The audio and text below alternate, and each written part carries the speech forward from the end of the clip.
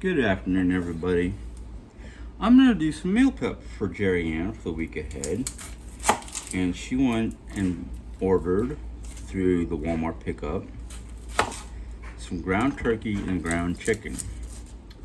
So that's what we're making today. Now she wants her onion chopped very finely. So I'm getting ready to do that as safely as possible at home. Now, if I was at work, I'd be wearing rubber gloves and a safety glove, but I don't have that here.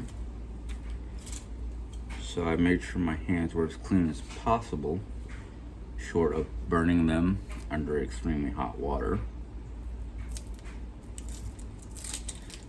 And if y'all have ever worked with onions, you know you got to pull the first layer of skin off, because that crumbly stuff that does a chicken or onion. Now let's see if I can get you in the picture. I always have a little Pyrex bowl or something like that to place my chopped onion in. Onion skin, yay.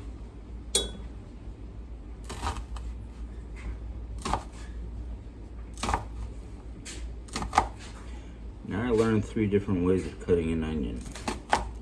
And this is the method I prefer because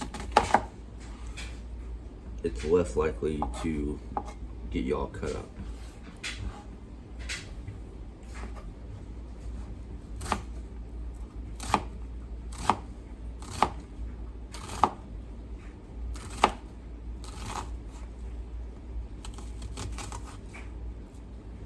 Now I could be cheating in using the dehydrated minced onions that I have down in my stores, down with all my other spices.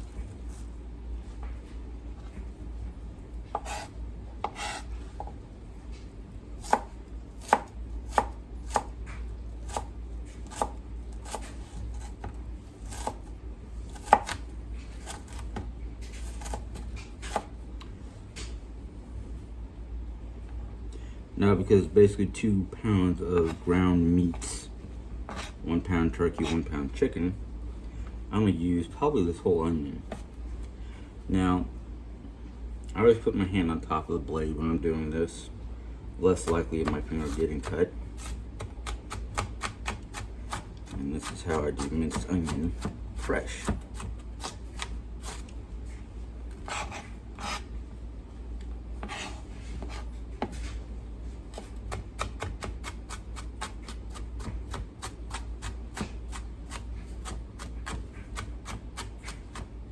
Now, I'm no professional, so I'm for sure if a professional chef saw me doing this, probably would yell at me for a whole lot of different things. Now, the easiest way to do this would be to take this whole onion, throw it into a Cuisinart or some sort of food processor to get it really minced up. But since I don't have one of those devices at home, closest thing I have to it would be my Ninja, but that's more of a blender than a food processor.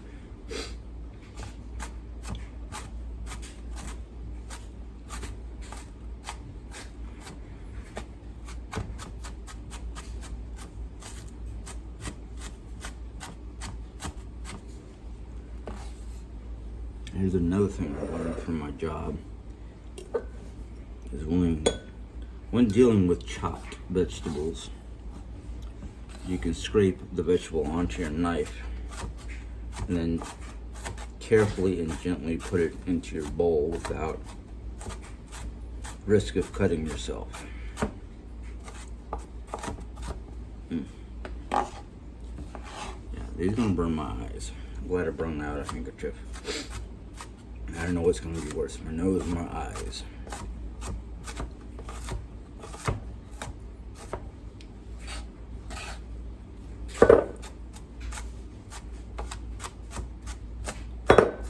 Nope.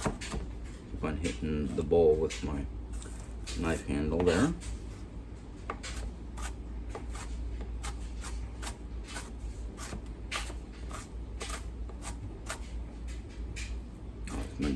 making that watery noise.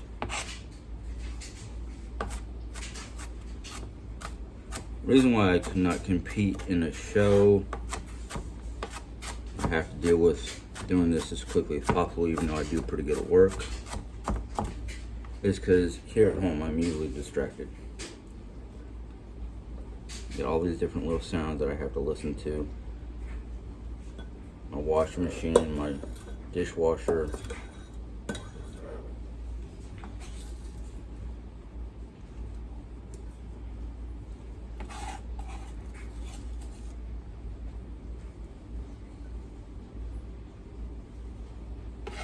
Should have asked Jeri if she wanted me to do a whole onion or a half onion. There's a lot of minced onion here. So, as an experimentation in foods, I'm just going to use a half onion because it produced a lot of onion.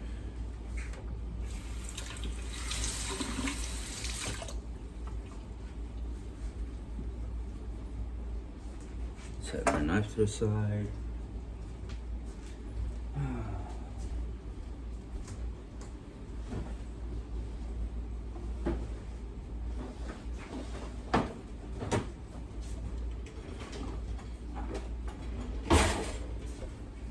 One of the many lovely devices I have in my house is what we call the onion keeper.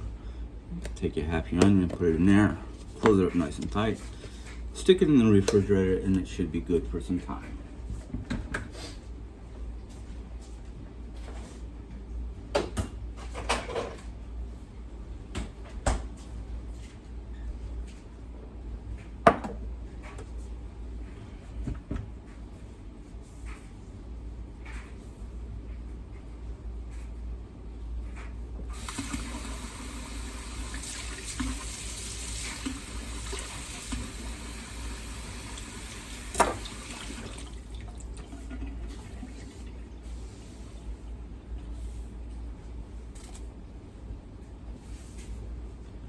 Alright, switch the camera over towards the stove. Sorry about the bouncy. Alright.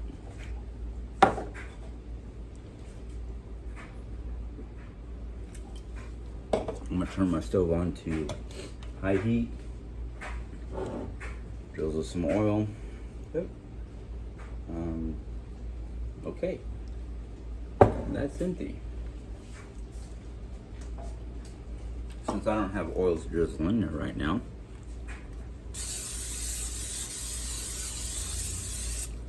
use some spray on olive oil. Put this out where I can remember to fill it.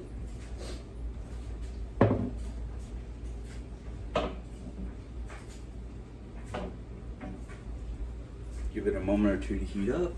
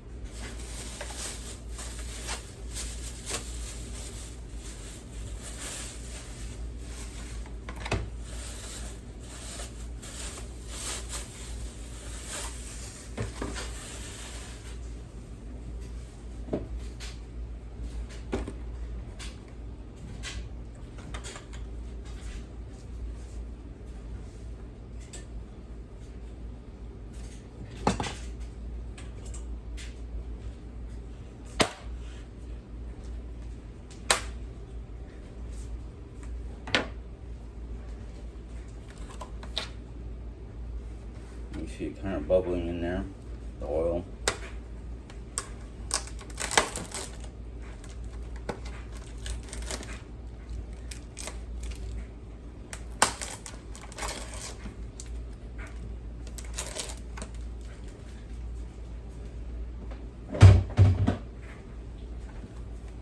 Take my ground beef or ground turkey.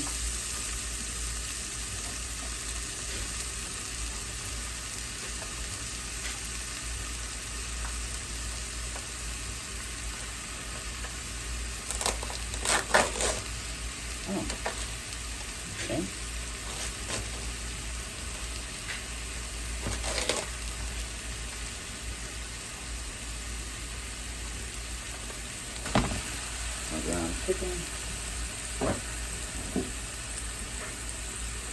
and onions. This is how Jerry told me to do it. I personally think I should have sauteed the onions a little bit. All right. Take one of my choppers and just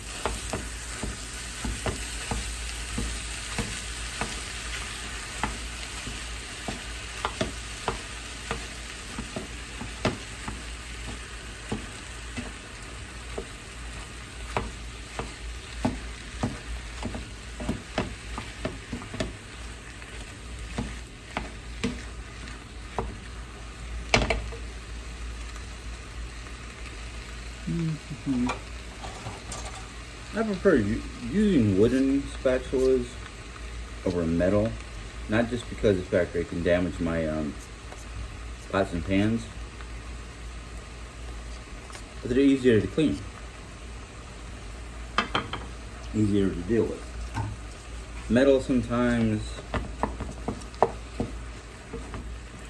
depending on the item, scrape up your Teflon pans or your non-Teflon pans or any kind of pan with a coating can be marred up by metal when you're doing what I'm doing.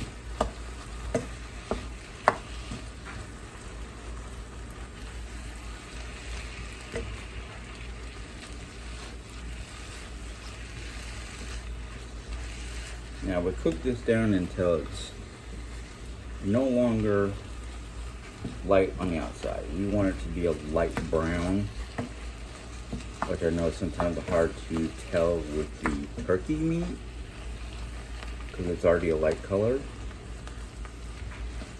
But as you can tell, it's starting to tan. That's what I want everything to look like.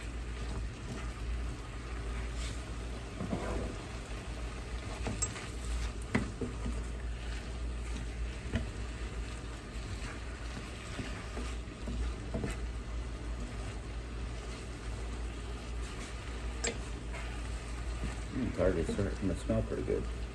Just the onions. Now, because this is for Jerry, I'm not adding a lot of seasoning because of her sensitive palate right now. So I'm kind of cooking for somebody, well, Jerry, but anybody who's got like cancer and their cancer is affecting their throat and their mouth. Anything soft without a lot of spices would probably be preferred by that person over overly cooked meat or spices. Like right now, if this was for meat, I'd be putting in paprika or chili powder or smoked flavored additive. Okay, this is looking ready. So the next stage would be to take a whole can or container. This one kind of got dented up, of chicken broth. We like no sodium added chicken broth. So we're just going to slowly pour this in.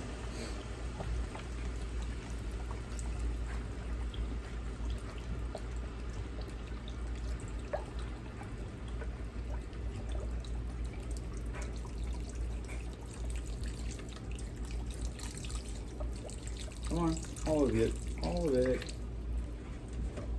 Now I'm just going by what Jerry asked me to do. I would probably not put that much chicken broth in. Get everything down into the broth. And this is basically chicken broth, not bone broth, unsalted. So now that I've got that in there,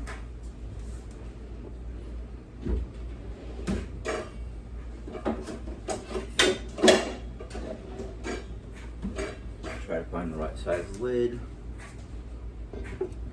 put a lid over it, and then set a timer for 30 minutes.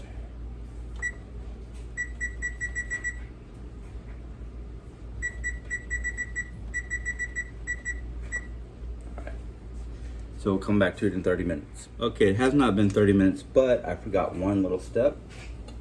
And that is to add a package of either MBT or chicken bouillon.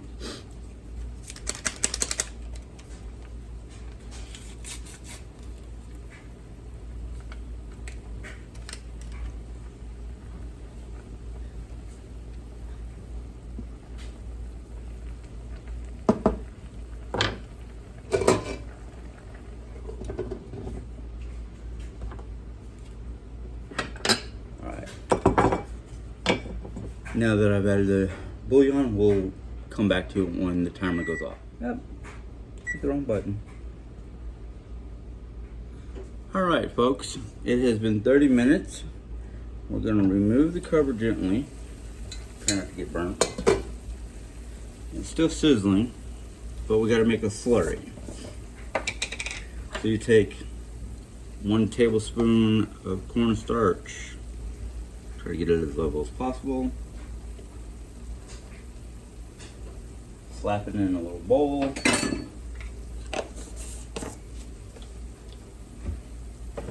And cover that little bowl with water.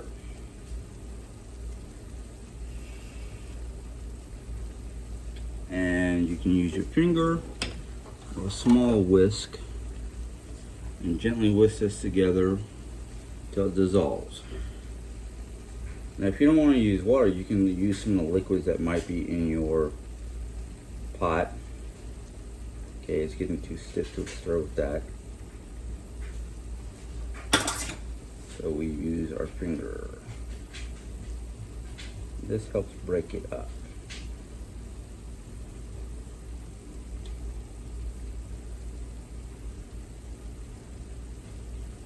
And it's also easier to find out if it's all dissolved. And then once you do that, you usually have a kitchen towel nearby. Here it is.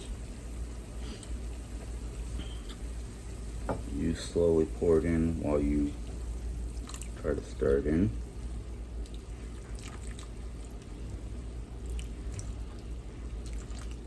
That wasn't that slow. And you just stir it until the liquids that are left over start to become thicker. Now, I learned in the past sometimes you need more than just one little slurry. You need to pour a little bit of more, just a tish more of cornstarch into your pot. And I don't see it thickening. Of course, I'm a little impatient. I'm going to turn the heat off because there's enough residual heat in this thing to keep it cooking.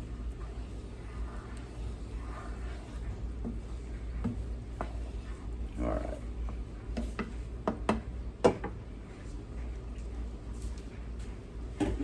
Since it does not look like it's getting all that thick to me, take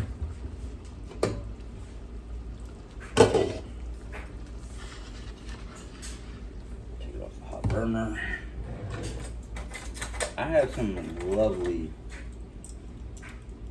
magnetized measuring spoons. And the top 3 are not exact measurements. It's, sorry I don't have my glasses on. It's like a smidgen, a pinch, and a dash. So what I want right now is one that says dash. And I'm just going to take straight up baking soda. Throw it in there. Just stir.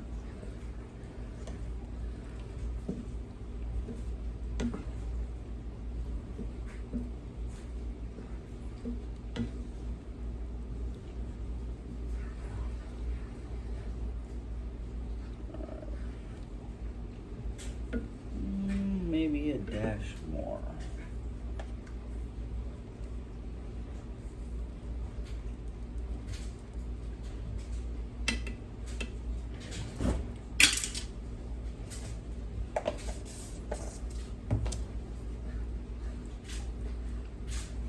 Sorry, my nose is a little itchy and I'm trying not to let it bug me. Alright. So now what we're going to do is we're going to let that cool.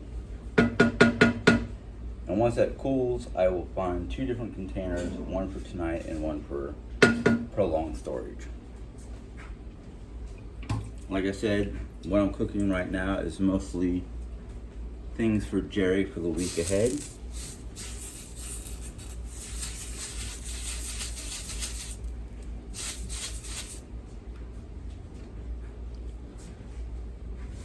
So once I get done letting that cool and putting it away properly, I'm going to cook or make some, basically what I call it is breakfast foods. Basically, it's a compote that we put into her oatmeal made up of blueberries, strawberries, blackberry jam, and strawberry jam. So once that is done cooling, I'll record that for you. Until then, have a good day.